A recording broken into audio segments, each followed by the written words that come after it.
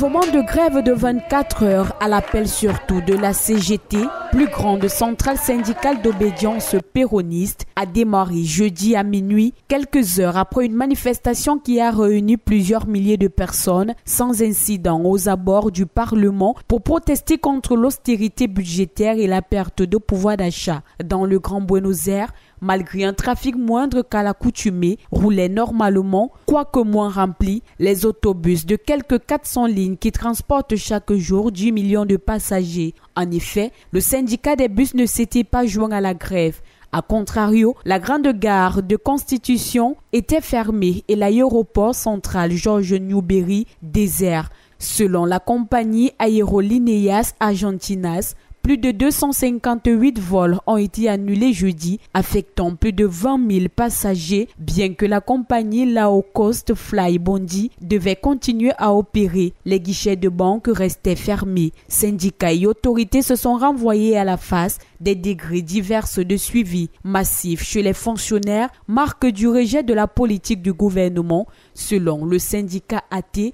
Grève importante avec un très grand absentéisme, a assuré la CGT. École ouverte avec un absentéisme très bas, a claironné la municipalité de Buenos Aires. Les rues appartiennent à ceux qui travaillent. Aujourd'hui, les Argentins ont choisi l'effort, comme a affirmé le ministre de la Sécurité, Patricia Bullrich.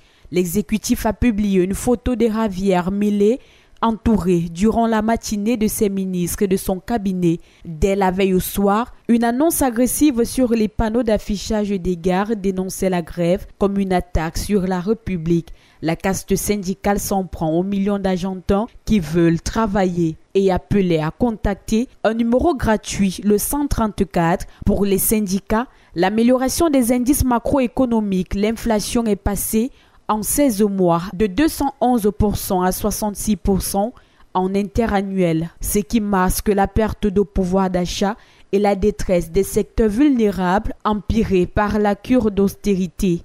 Les retraités, notamment, sont en première ligne. Largement indifférents à la grève, le gouvernement a surtout les yeux fixés sur un nouveau prêt de 20 milliards de dollars pour refinancer sa dette et fortifier ses réserves de change que le FMI pourrait valider dans les prochains jours. Un accord préliminaire a été annoncé mardi. Reste au conseil d'administration du fonds à valider. Entre manifestations et grèves, les 36 heures d'action sociale semblent suggérer une dégradation du climat social dans la foulée des violents heurts du 12 mars en marge d'une manifestation pour les retraites qui avait fait 45 blessés. L'heure est grave.